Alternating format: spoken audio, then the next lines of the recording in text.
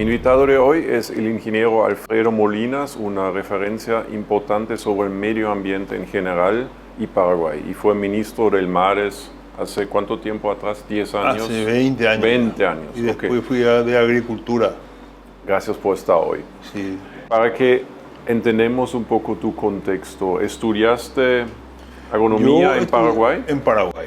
Yo soy del interior de una ciudad que se llama Coronel Oviedo, que hace poco tuvo unos conflictos con los efluentes de un hospital.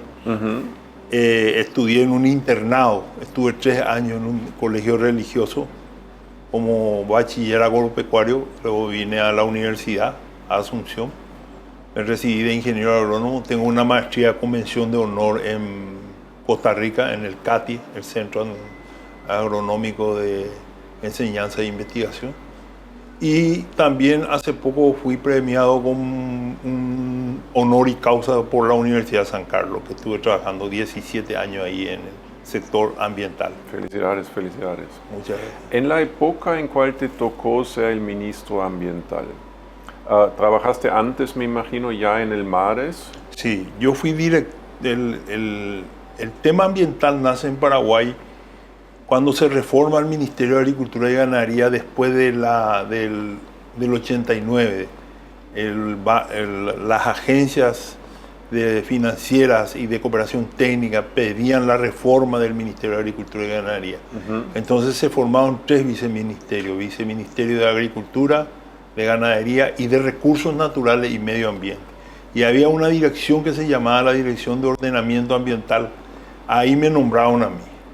Me trajeron ahí a poner. Yo estaba como director académico en una universidad en el este del país y me llamó el viceministro de Recursos Naturales y el ministro de Agricultura, cuando eso se llamaba Vasconcellos. Conversaron conmigo por teléfono, renuncié esa noche y vine para tomar el cargo. Para entender de afuera el contexto, sí. El Mares es el Ministerio de Ambiental. Hoy. ¿Y es un ministerio independiente o pertenece al Ministerio de Agricultura? Dependiente. Nació el tema ambiental acá, sí, dependiendo del Ministerio de Agricultura. Okay, entonces forma parte del Ministerio de Agricultura. Así arrancó en el año 1991. Sí. Por una exigencia de los organismos, las agencias financieras y de cooperación. ¿Y hoy es independiente? Hoy es independiente. Después de hacer Dirección de Ordenamiento Ambiental, que dependía de un viceministerio de Recursos Naturales, que tenía 3 direcciones: la de la DOA, que era de Medio Ambiente, Forestal era otro, y Parques Nacionales y Vida Silvestre era otra dirección. De la Subsecretaría de Recursos Naturales en el 2000 se convierte en Secretaría del Ambiente. Se crearon 3 con una ley 1561, que se creó el Sistema Nacional del Ambiente, el Consejo Nacional del Ambiente, que era el Parlamento Ambiental, y la Secretaría del Ambiente, que tenía que actuar de secretario del Consejo del Ambiente y promover el Sistema Nacional del Ambiente. Ok, entonces el Mares hoy, ¿de qué se encarga? ¿De la naturaleza en general? Sí. ¿De todo lo que es plantas y animales silvestres? Ok, ¿y no interviene en áreas como animales captivos, por ejemplo? No. ¿Para nada? ¿Eso es separado? La SEAM tiene, antes de ser MADE, tenía el consejo, que eran todos los gobernadores, los otros ministerios que participaban para hacer la política ambiental nacional. Y la política ambiental nacional la SEAM era considerado un órgano fiscalizador, normativo y controlador. No tenía otra función. Cuando se crea el Ministerio de Agricultura, el Ministerio del Ambiente en el año 2018, se crea el Ministerio del Ambiente con el gobierno anterior, que estaba... 2018 recién. Recién de SEAM pasa a MADES, a Ministerio. Ah, ok. Hoy SEAM forma parte de MADES. Sí, se convierte en MADES. Ya. Y aumenta su compromiso. Como SEAN era controladora, normativa, fiscalizadora de los temas ambientales. Tenía leyes como evaluación de impacto ambiental, se creó la ley de servicios ambientales, está la ley de vida silvestre, la ley de área silvestre protegida, la ley de servicios ambientales, todo en el proceso del MADES. Cuando se crea el Ministerio del Ambiente se convierte en un ministerio político. Yeah. Cuando era secretaría tenía rango de ministerio, pero dependía del presidente de la República directamente. Es decir, yo lo que fui ministro de la SEAN, no del MADE.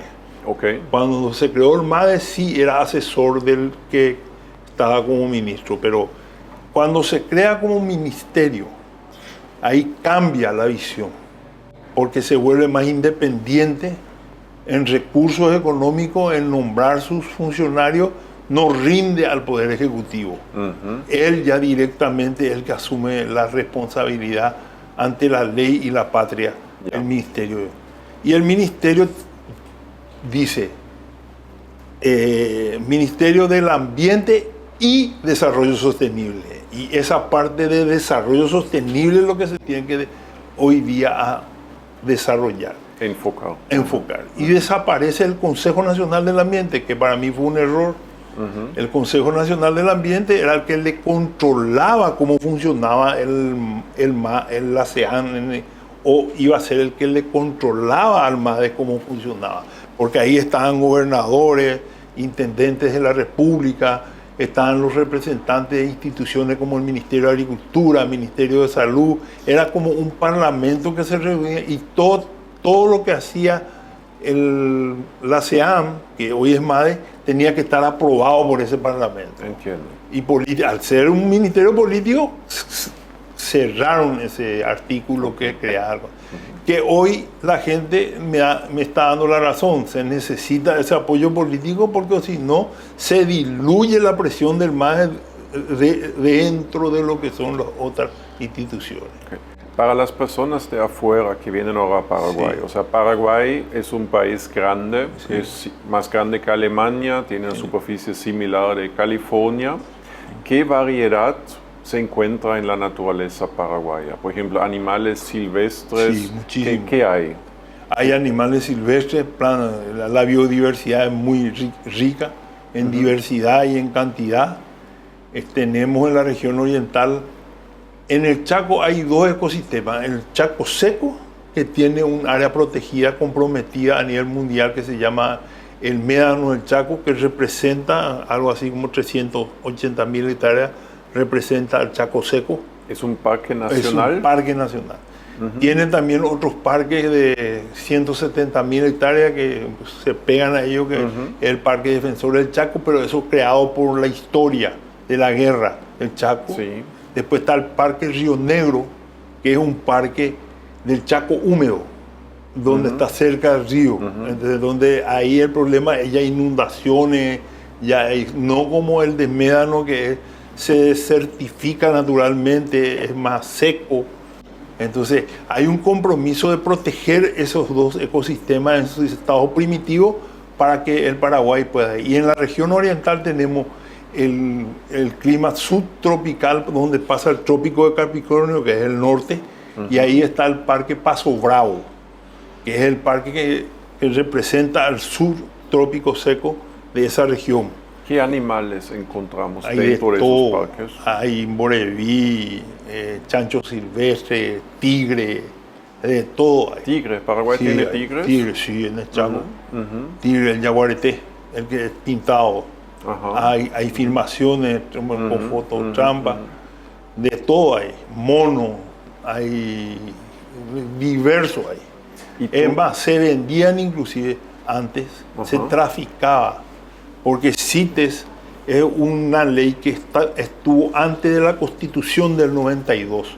En la Constitución del 92, recién después de Río, Paraguay incorpora en su Constitución la protección del medio ambiente y de la biodiversidad, los recursos naturales de Paraguay. Recién en el 92. Y este CITES está antes. Cuando yo estaba como secretario, cerré. Sí. Me convertí, decía yo que era el abogado de los sapos, entonces cerramos todo tipo de comercialización posible. De animales silvestres. De animales silvestres. Se vendían, ¿cómo se llama? Coleópteros. Se llevaba a Alemania, por ejemplo, el Lembu toro, no sé si conoces. No. El Lembu toro BC, te pedían permiso y vos tenías que firmar. No, es como el representante de las Naciones Unidas que firme la matanza de los somalíes por falta de alimentos. No podés, Ministerio del Ambiente, traficar y vender animales. A los sapos le cargaban en el buche droga líquida, salían de acá y como mascotas supuestamente en Estados Unidos. Cuando llegaban acá le disecaban. Todas esas cosas ocurrían. ¿Hay animales que son en peligro de extinción que tenemos en Paraguay? Hay ¿Cuáles? dos leyes. La ley de CITES, que habla de animales en vías de extinción, que está en el anexo 2, 3, 4. ¿Pero cuál animal? El yaguareté está en vías de extinción. Hay muchísima flora en vías de extinción, como el palo santo. En este momento. Sí, el árbol palo santo es una madera muy exclusiva. En el anexo 2 ya está. Entonces, hay un problema. Hay una lista de CITES y hay una lista por la Ley de Vida Silvestre de Paraguay. Sí. Y esa ley de la lista de vida silvestre por Paraguay es la más dura. Que quiere incorporar, por ejemplo, ahora el apacho y el cedro. Sí. Pero, por ejemplo, mencionaste el palo santo. ¿Eso significa es prohibido cortar un palo santo? Se puede manejar el bosque y sacar lo que es aprovechable. Se hace un plan de manejo forestal aprobado por la institución responsable, que es el INFONA, el Instituto Forestal Nacional, y eso sí vos podés exportar. Y se está ahora exigiendo que se procese la madera para exportar, no más en rollo. No se puede exportar en rollo, se tiene que procesar, tornear, hacer mesa para hacer la exportación. Entramos en algo práctico, como ejemplo práctico. Si alguien ahora de afuera se instala y construye una casa, ¿puede o qué necesita de permiso, por ejemplo, ambientalmente hablando? ¿O puede cortar y reajustar su terreno como quiere? Hay legislación vigente de 1973 que vos, si tenés una propiedad de 10.000 hectáreas en su estado primitivo, tenés que hacer un plan de uso de la tierra. Plan de uso de la tierra que hoy en el Chaco se permite, pero en la región oriental no, porque salió una ley que prohíbe los desmontes. Los desmontes son las autorizaciones que te da la autoridad que te aprueba el plan de manejo, que es el INFONA, y por la ley de evaluación de impacto ambiental, el MADES. Eso es para estancias grandes. Para estancias grandes, no hasta 500 hectáreas. Menos de 500 hectáreas inclusive en la región oriental necesita un estudio ambiental que se llama Plan de Gestión Genérico, que es un estudio de impacto ambiental, ¿verdad?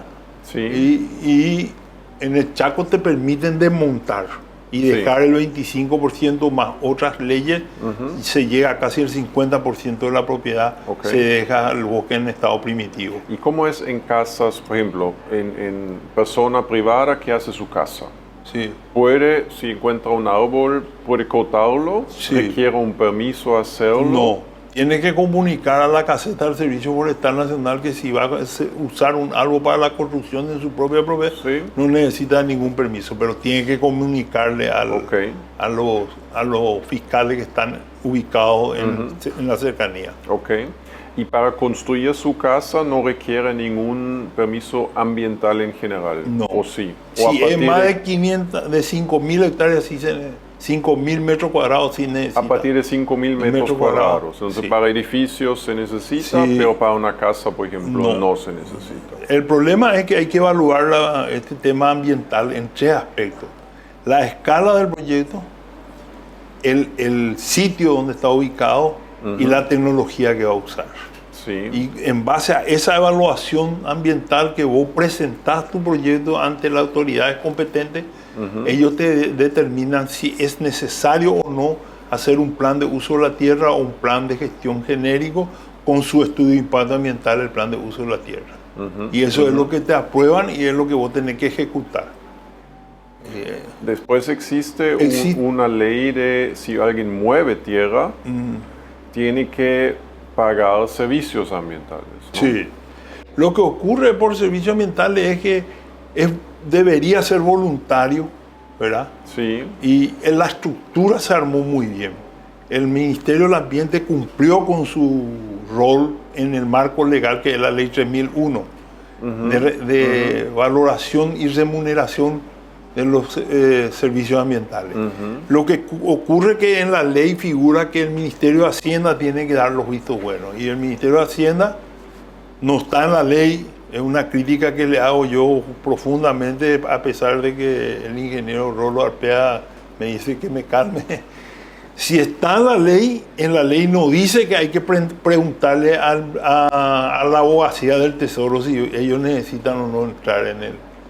Y ellos le hicieron una pregunta a la abogacía del Tesoro y en este momento ellos no se responsabilizan. En este momento tenemos un cheque que está firmado por uno y necesita 2 firmas.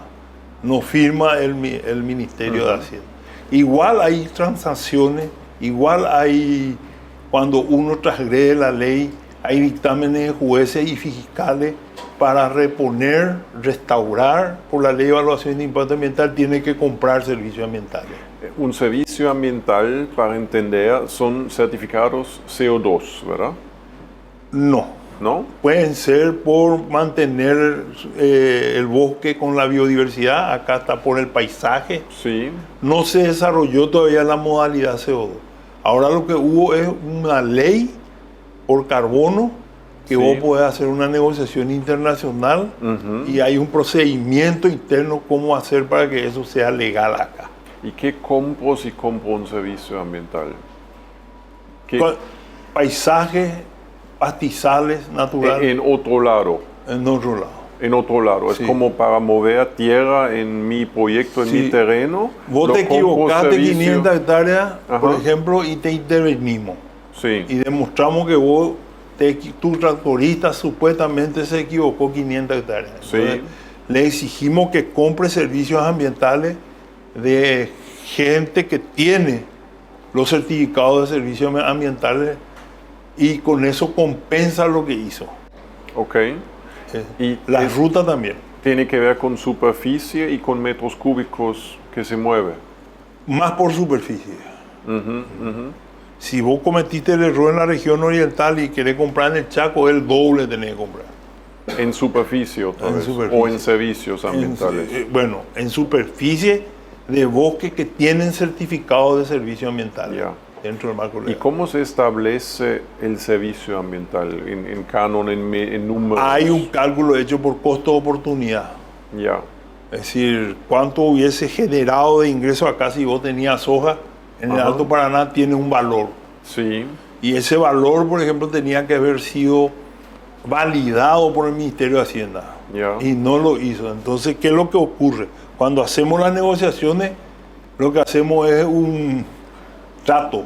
Sí. Y a veces pagamos menos, en tener tus servicios ambientales ahí sin generar, bueno, te vendo por menos. Pero si hubiese entrado a Hacienda a firmar, a validar ese valor de ese servicio ambiental en Alto Paraná, que es diferente que en el Chaco, que es diferente, entonces eso hubiese sido más real el mercadeo. ¿Y se paga el servicio ambiental al Mares? No, debería haber habido un fondo de servicios ambientales y ahí depositar toda la plata y de ahí reutilizar. Y ese no se cumplió, porque para crear el fondo, Hacienda te tiene que crear un clasificador. Y el clasificador, si te crea, vos la plata que recibís podés hacer lo que querés. Y eso no le gusta al Ministerio de Hacienda. ¿Por qué? Porque si me da a mí, ministro del Ambiente, para que yo cree mi fondo y maneje mi fondo, el ministro de Educación también vaya a pedirle un fondo de las mismas condiciones para manejar sus donaciones y va a poder perder poder económico el Ministerio de Hacienda. Entonces tenemos fondo que se tenía que haber creado de medio ambiente, para un fondo de medio ambiente, fondo de servicios ambientales, fondo de vida silvestre, fondo de áreas silvestres protegidas, Y yo siendo ministro de Agricultura me di cuenta que no iban a dar, el Ministerio de Hacienda no te va a dar esa posibilidad, que cada ministro tenga un fondo en la cual él pueda recaudar y usar sin problema. ¿Y a dónde va el dinero? A la caja común de Hacienda, del Ministerio de Economía. Ellos cobran los servicios ambientales. Sí, así es. Ya, pero no hay más después un control. En caso de ruta, por ejemplo, ¿no? Ellos le autorizan al Ministerio de Obras Públicas a que licite, se presentan lo que tienen servicios ambientales y se adjudica. No tengo mucha experiencia en eso, si es a mejor postor, mayor postor, pero si la ley dice que lo que se calcula cada año se tiene que ajustar. Y desde que calculamos hace, ¿cuánto hace? ¿Qué se calculó el valor? 10 años. 15. Ni una vez se volvió a calcular. Ya. Con el mismo. Ok. Otro negocio muy de moda es el negocio de loteamiento, por ejemplo. Si ahora alguien hace un loteamiento, ¿requiere un permiso ambiental siempre o existen ciertos tamaños? Siempre. Considerando el tamaño, el sitio y la escala. Pero si es pequeño igual requiere. ¿O hay un límite a partir de cuánto área? No me acuerdo, pero yo creo que siempre requiere. Ya, ok. Y otra cosa que no es tan, yo al menos mucho tiempo no sabía, que todas las licencias ambientales requieren una auditoría constante. Sí, se modificó el decreto reglamentario y el decreto, se generaron dos nuevos decretos. Se eliminó el decreto 18.000, no me recuerdo cuánto era. Ese se hizo cuando yo estaba en la DOA, en la Dirección de Ordenamiento Ambiental del Ministerio de Agricultura. Porque la ley de evaluación de impacto ambiental es una copia de la ley vasca, española. Sí. Okay. Y salió el decreto, 2 años duró su construcción. Con el apoyo de la GTZ, hoy conocido como GIZ, se hizo primero un manual de evaluación de impacto ambiental, a ver cómo estaba la línea de base, y sobre eso se lanzó la ley de evaluación de impacto ambiental con su decreto. Y el decreto era un decreto administrativo y técnico. Después viene y se cambia el decreto y se convierte en un decreto más administrativo, que por no tener tu licencia dentro de tu propiedad y no ver, ya te cobran multa. Por no estar digamos, el capataz y no tiene la llave para abrir el portón, ya otro sumario. Se hicieron decretos que lo que buscan es recaudar, porque le dieron la fuente 30 al Ministerio del Ambiente, que vos pedís más presupuesto al Ministerio de Hacienda y el Ministerio de Hacienda te cede, pero te dice que vos tenés que recaudar para completar eso.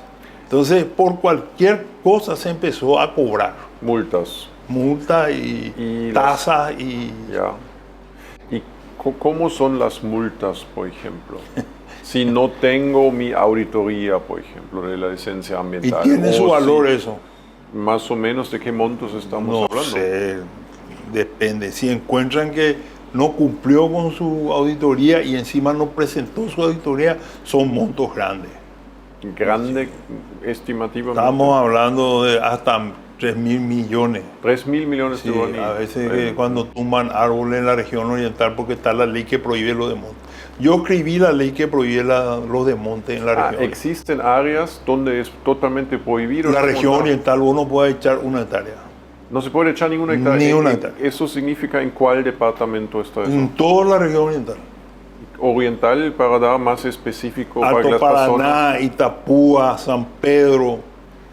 Pero eso significa todos los estancias o campos que no están ya productivos. Ya no pueden echar monte. No se puede convertir ningún monte en agricultura. Se prohíbe el desmonte que era legal.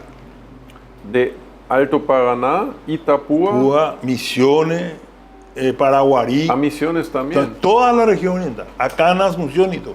Porque yo pensé se está haciendo más, por ejemplo, granjas de arroz en Misiones o más soja. No puede tocar. No se toca más nada. Nada. hasta el 2030. Y si tocas, te multan. Ahí lo que viene esa multa tan grande. Ok, eso es una información importante para alguien que quiere invertir en agricultura. Tienes que sí o sí comprar en esas zonas campo ya trabajando terminado, porque no puedes más hacerlo. Ocurrió cosa muy importante ahí. La gente, era muy fácil comprar una propiedad con monte, quemar, entonces la materia orgánica te permitía trabajar el cultivo de soja rotando con otro cultivo 3, 4 años sin necesidad de fertilizantes ni de correctores de suelo. Después, como son suelos altamente mineralizables, porque son productos de suelo de basalto en una zona y otra zona de suelo arenoso, entonces vos tenías que empezar a invertir. Cuando se prohíbe lo de monte, ¿qué hace la gente?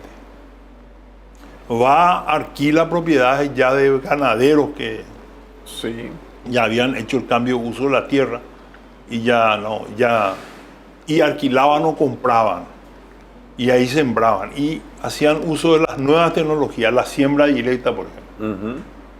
El 90%, 95% de la gente que cultiva soja hace siembra directa con cobertura. Ahí está prohibido el cambio de uso de la tierra, pero no el cambio de uso del suelo. ¿Qué significa? Que vos podés rotar en una propiedad, cambiar de mandioca a trigo, de trigo a la soja. Y hay un combo en la producción de soja. Se saca en 2 años casi 4 cultivos en el mismo terreno. Ya no es más así como se pensaba antes. Y las limitaciones que uno puede plantear, o sea, entiendo, marihuana es prohibido, no se puede plantear. Hay una marihuana que está permitida, que no tiene supuestamente en la... eso se puede plantar. Está autorizado para medicinal, le llaman ellos. ¿Existen otras restricciones que no se puede plantar? Y la marihuana que tiene, eso está prohibido, cultivo prohibido. Pero en lo general hay una cierta libertad de plantar lo que uno decide. Sí, está cultivar. En la Constitución el derecho a plantar. No te pueden prohibir plantar soja, no te pueden prohibir plantar arroz, no te pueden prohibir plantar trigo. Por supuestamente, y ahora con la ley de deforestación cero, los productores fueron los que más cumplieron. Se firmó un pacto, yo justo encontré y levanté en mi blog el pacto social que se firmó entre las ONG, los productores y nosotros, el Estado, en el 2006, en la cual los productores no iban a tocar su monte, ellos cumplieron. Nosotros íbamos a aplicar la ley. Cayó la tasa de 280.000 hectáreas por 1.000 hectáreas por año en la región oriental a el 5%. Eso lo logró y ahora ya se cumple con lo que exige la Unión Europea. La soja ya no crece en expansión. En el Chaco se está yendo para crecer en expansión. Y todo ese tema de los fertilizantes, por ejemplo, que se aplica, que es muy controversio, donde hay mucha discusión o polémica sobre daña o no daña la salud de las personas que viven cerca o lo que consumimos las cosas. Por la plaguicida. Sí, eso es algo que el MARES básicamente aprueba o interviene. Bajo el mandato de la ley del SENAVE, el Servicio Nacional, es otra institución, el Servicio Nacional de Sanidad y de Semilla, de Sanidad Vegetal y de Semilla. Y los aguas del Paraguay, el río y los lagos, está en MARES. Por la ley de recursos hídricos. También un tema que siempre ocurre cuando vienen personas de afuera, viene esa discusión o las preguntas sobre el lago de San Bernardino y Pacaraí, porque las personas piensan si conviene o no hacer una casa o no, y ahí es esa discusión y la prensa está ahí lo que lleno del lago. Está complicado el tema de los loteamientos.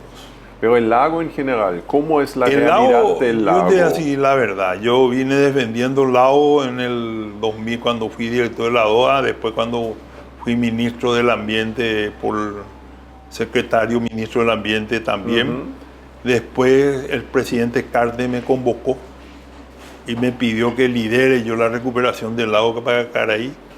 Y después de casi 3 meses me fui con los informes a decirle la verdad. es una falla geológica, su naturaleza es volverse pantano. Lo que está ocurriendo es que con la contaminación se está adelantando el proceso, tipo cambio climático. Esa es la teoría. Eso significa, espera, una falla geológica. ¿Qué significa eso? Estaba así y las placas se rompen. Hubo un terremoto y se rompe. Y se formó ahí un lago. Un lago. Ya. Sí. Pero el lago existe hace mucho tiempo. Y la falla es de mucho tiempo atrás, es lo que dicen los geólogos. Sí, pero eso es, me imagino, algo naturalmente ocurriendo. Pero la calidad del lago, su cota y naturalmente se fue deteriorando. Ya. El lago nunca fue azul. Vino un cantante, Julio Iglesias, y cantó que el lago era azul toda la noche. Sí. Y se fue y prendió una vela y recorrió el mundo. Pero el lago de lejos, cuando vos bajás por donde se inicia la cuenca, arriba en el Cerro Caacupé, el reflejo del lago te aparenta que es azul.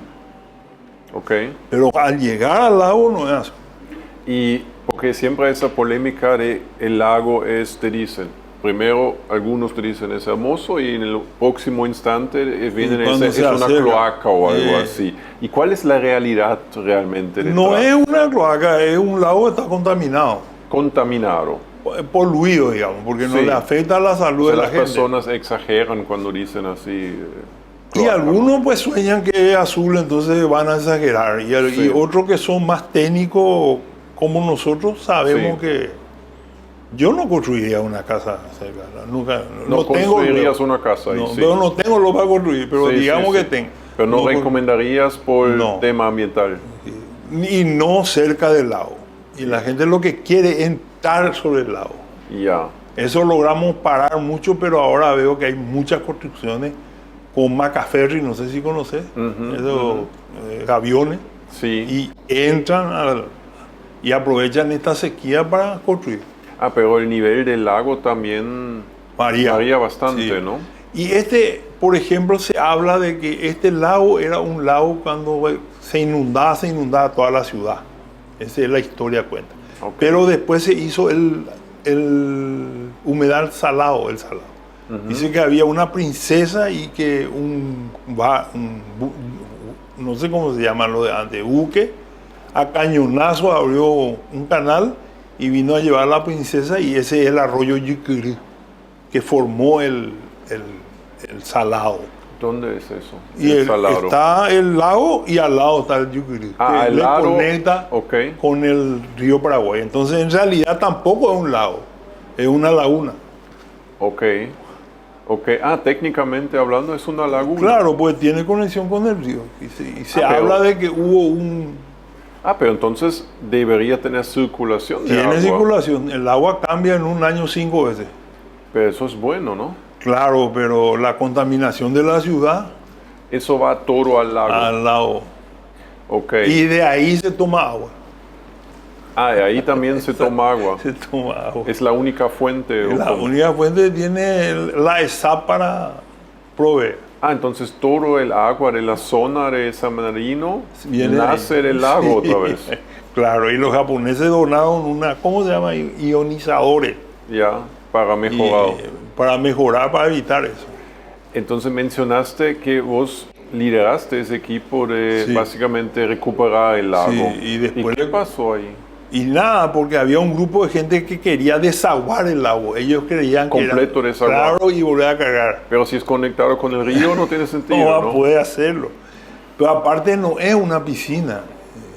Cuando yo le digo al presidente que mire un poco de arriba el lago a ver si él cree que se puede desaguar, cuando bajó su helicóptero ya me llamó. Esto es imposible, enorme. Pero la gente le metía en la cabeza que es como sacarla. Pero falta como un poco de información, porque si uno sabe que es conectado enorme, con el río... Más de 2.000 hectáreas de espejo de agua. Sí.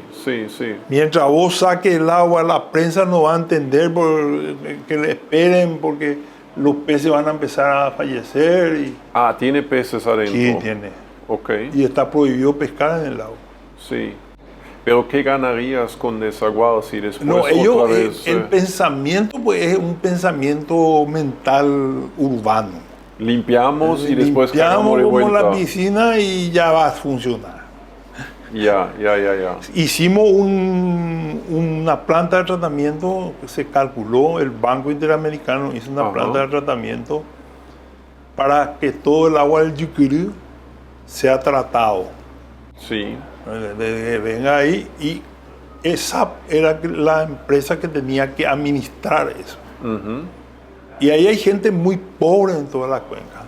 Sí. Entonces SAP hizo su cálculo y dijo, yo no voy a poder recuperar ni el 50% de lo que cuesta mantener esta enorme planta que diseñaron. Y ahora viene una nueva propuesta. No se hizo la planta. No, pues nadie quería responsabilizarse. Sí. Ahora viene una nueva propuesta que en cada lugar donde hay un canal de agua que un tributario, digamos, de agua, van a poner una planta de tratamiento. En cada canal que entra. Pero ahí no solamente el agua negra es la que contamina, no solo ahí hay plantaciones de frutilla donde un suelo arenoso donde se utiliza muchísimo fertilizante fosforado. En Areguá. Y eso va también todo al lago.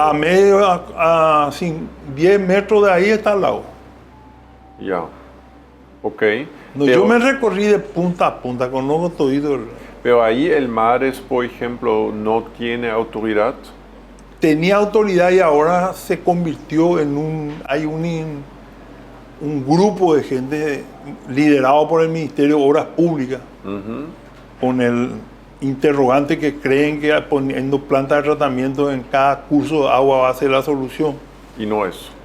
Y yo creo que primero luego no van a poder poner, porque la gente te va a desarmar y eso, mientras no sé qué ponga policía. Sí. Y algunos serán grandes y otros pequeños. ¿Cómo van a administrar? ¿Quién va a pagar el mantenimiento de eso? Sí. Ellos creen que con eso es un gran paso si ponen plantas de tratamiento para cada ciudad. Entonces, ¿cuál es tu solución para el lago o no hay? Para mí, yo digo que si naturalmente esa falla geológica va a ser pantano, tiene que hacer una inversión como la que hacen en Miami para tratar de mantener. Pero igual va a convertirse en pantano. Porque la extensión también básicamente va hacia Luque, ¿no? Hacia Luque, enorme. Sí. Y cada vez hay más gente. Sí. Y si cada persona genera 600 gramos de basura al día. Sí. Y solo Yucurí tenía en esa época, hace 15 años, 1.300 viviendas. 1.300.000 viviendas. Por 600 gramos, ¿cuántos kilos de basura están tirando? Sí, claro. Y hoy por hoy la canalización de la ESAP, ¿todo está dirigido al lago? Al lago. Todo. Directo. Sí, porque es mucho más caro llevar de acá el agua. Y el lago, ellos cuidan, tienen todo un sistema ahí, pero yo no creo que alguien tome agua en San Bernardino de la Canilla. Decís que no. No creo. Ok. A no ser que sea un tipo pobre y que no tenga para comprar una botella de agua. Ok. A pesar que hay gente que dice que hoy que la botella de agua se carga a través de esa. ¿Y nadar en el lago? Nada no te hace. No hace nada. Eso Ni siquiera te da picazón.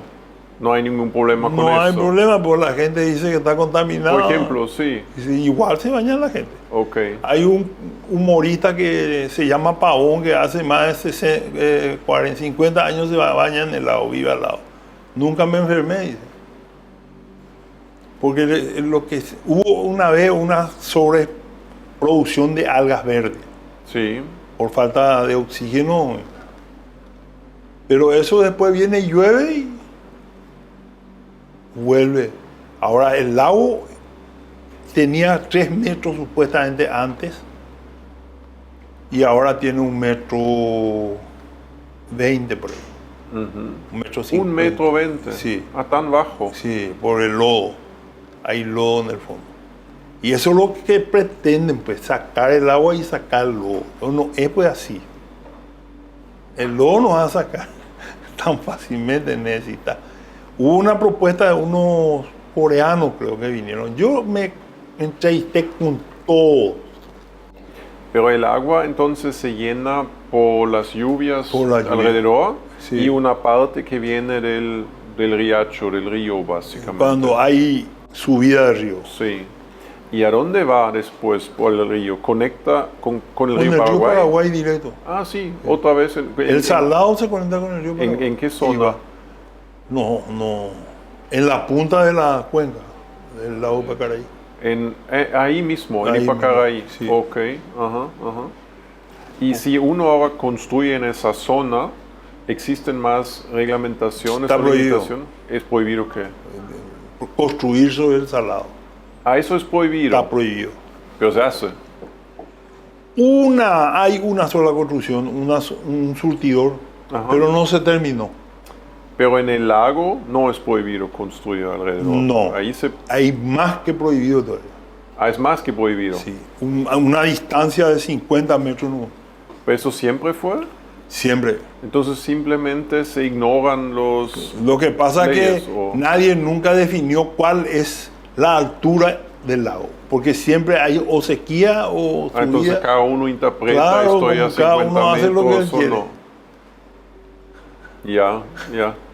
Deberían de medir en los municipios el que tiene que definir el límite. ¿Y en la zona un poco más alejado se convierte como en todo lado en Paraguay o hay más limitación alrededor? No, para el lago se hizo un plan de manejo que los loteamientos más arriba tendrían que cumplir con ciertas limitaciones. Por ejemplo, ¿cuáles? O construir siguiendo las curvas a nivel, tener espacios verdes en lugares críticos en donde pueden haber mayor erosión de suelo. De lo que me acuerdo. Leí yo el plan de manejo. ¿Y se cumple? No creo. Porque el responsable de hacer cumplir es el municipio. Ah, ok. No es el MADES, es la municipalidad. La municipalidad. El MADES le fiscaliza a la obra, pero la responsabilidad que se cumpla es de la municipalidad. Porque, por ejemplo, en otras áreas como Nueva Asunción o también Asunción, es la municipalidad otra vez que solicita adicionalmente al permiso de construcción que te provees un permiso MADES. Trabajan conjuntos, ¿no? Sí, deberían. El MADES lo que aprueba es el estudio de impacto ambiental del proyecto. Sí. El MADES no tiene el marco legal que le permita aprobar el proyecto. No puede tenerlo todos los profesionales. Sí. Entonces lo que hace el MADES es evalúa el proyecto y si tiene dudas tiene que consultarle a Obras Públicas si es un proyecto de ruta o si es un proyecto común, un puente a la municipalidad, si está bien el proyecto. Y la municipalidad él tiene que darle el permiso. Okay. En la parte ambiental, si cuestiona el MADES, sí tiene peso para prohibir el proyecto. Okay. Y tampoco entiende el municipio, a veces por medios ambientales, ellos quieren prohibir, no, ellos pueden oponerse por temas ambientales, pero el que decide si el tema ambiental que él plantea es válido para prohibir la construcción, sigue siendo el MADES. Okay. Eso es lo que no se entiende o no se quiere entender. De aquí en adelante, ¿cómo ves que está planeado hacia el futuro? ¿Va a ser más estricto? ¿Va a ser más liberado? ¿Cómo es la idea para Paraguay y la ley que prohíbe los desmontes de deforestación cero que yo escribí? No se le remuneró como se tenía que remunerar a los productores que dejaban su boca. Entonces eso se va a tener que revisar. Creo que la ley de servicios ambientales está subutilizada. Debería de ser más. Y ahora viene este tema del carbono que todo el mundo habla, pero no se entiende tan bien cómo va a funcionar. Ni la convención todavía decidió cómo va a ser su artículo. Que también es algo muy controversia por eso del tema en su origen, ¿no? Si vos vas a venderle a alguien para que siga contaminando, no sé hasta qué punto sos ambientalista. Pero Acá hay gente que cree que va a vender y no va a trabajar más. Porque no sabe que está pegado a lo que se llama las contribuciones nacionales determinadas. Que vos te comprometés a reducir emisiones hasta cierto punto, porque si vos te comprometes más de la cuenta, estás limitando tu desarrollo. Eso no entiende todavía la gente. Creo que entendemos unos 10 o 20 y después el resto. Otra cosa que te quería consultar es sobre los incendios. Ahora tuvimos grande incendio básicamente en un momento viniendo desde Bolivia, llegando al Chaco, Paraguay. También acá en el otro lado del río de Asunción tuvimos hace un par de semanas incendios grandes. Me imagino son generados por personas ahí. Mira, yo te hacía una cosa que le dije al presidente de la República y a los ministros cuando hubo un gran incendio en el Parque San Rafael y yo estuve 18 días. El mono no fuma. No, sí. En la zona del Chaco no se quema. Sí. Porque no hay gente. En la región oriental, en donde hay gente, en el Chaco, sí se incendia. Ya. Y está penado. Ahora, en flagrancia, poder agarrarle a alguien que quema es difícil. Porque también está autorizado los incendios controlados, la quema controlada. ¿A eso es autorizado? Sí. Cuando vas a tumbar los bosques para habilitar tierra en el Chaco, debes hacer con un incendio. El proceso es hacer colleras, juntar y quemar controladamente. Ok. Y a veces te tracciona el viento, te tracciona el calor, y tiene que darse condiciones. En el caso de aplicar productos fitosanitarios son estrictos. Donde hay un río, por ejemplo, ya no se aplica, un arroyo ya no se aplica con aviones. Con aviones está prohibido ya. Y para aplicar los productos fitosanitarios se tiene que dar 3: temperatura, presión y no recuerdo qué era, viento. Sí. Si no reúne esas 3 condiciones no se aplica, ni por tierra, ni por aire, ni por... Y en el incendio debería haber ese tipo de restricciones. ¿Y se podría resolver con deforestado, tipo franjas pequeñas para limitar el impacto de un incendio? ¿Cómo se llama? Prácticas agronómicas, no prácticas agrícolas, agronómicas, de manejo del bosque para quemar. Okay. Y eso hasta hoy no hay. Yeah. Acá lo que estamos todavía es monitorear cuánto se quemó, quién es el culpable. No estamos todavía en eso de la prevención. Ok. Si viene alguien de afuera y quiere ver lo más lindo de la naturaleza, del medio ambiente de Paraguay, ¿a dónde le envías? Al Chaco, una parte, y otro lado en la zona de Villarrica, el Cerro Trescandú. Ok. Y si alguien viene de afuera y quiere trabajar o invertir en Paraguay, ¿dónde tiene que tener cuidado? ¿Dónde el medio ambiente le generaría? Tiene plata. Y asumo, el que viene de afuera viene con un poco de recursos. Y siempre eligen el Chaco. ¿El Chaco recomendarías? Sí. El Chaco, siempre pongo este ejemplo, se enoja nomás mi hija, porque él me diga, si viene una persona y se quiere casar con mi hija y me dice que va a ir a poner un aserradero, no le voy a dar permiso. La madera del Chaco es dura, para transportar necesita el doble, para manejar cortar la electricidad te consume el triple. Sí. Si me dice que se va a casar con un agricultor, con un chaqueño, y yo le pregunto y me dice que es agricultor, le voy a preguntar si es menonita. Si es menonita, le voy a dar permiso. Porque tipo tiene fama de trabajar 70, 80 años sí. Y a producir, y ahora ya están con soja, con algodón, están diversificando arroz. Y si viene a decirme que va a hacer ganadería, yo voy a vivir con ellos. ¿Te gusta la ganadería? No, las condiciones naturales. Ok, Paraguay tiene las condiciones naturales para ganadería, ¿es lo mejor? En el Chaco. En el Chaco. A los 5 años ya se recupera la inversión. ¿A los 5 años? Sí. Y me imagino es similar a Bolivia, Uruguay, Brasil, no, acá Argentina. es mejor. ¿Sí? Sí. ¿Qué es el diferencial? Por los menonitas. Por el entorno que el encuentran en el Chaco. Ellos tienen toda la tecnología y todas las herramientas para hacer el trabajo de convertir en menos de 5 años en una estancia productiva. Entonces, si alguien afuera escucha, tu recomendación es vayan al Chaco. Chaco. Okay. Cerca de los menonitas. Muy bien. Gracias por tu tiempo. Cuando quieras. Espero que haya reunido la expectativa. Gracias.